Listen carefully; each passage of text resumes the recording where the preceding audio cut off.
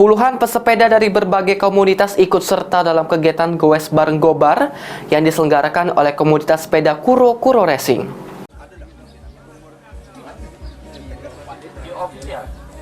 Puluhan pesepeda dari berbagai komunitas ikut serta dalam kegiatan Goes Bareng yang diselenggarakan oleh komunitas sepeda Kuro Kuro Racing pada Minggu pagi.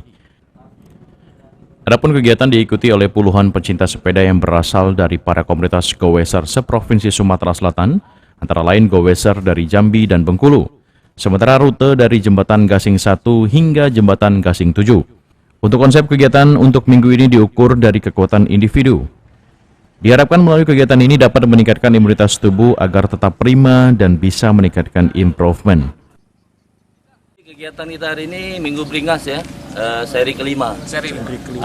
Jadi kita membawa konsep baru, kategori individual time trial, ITT.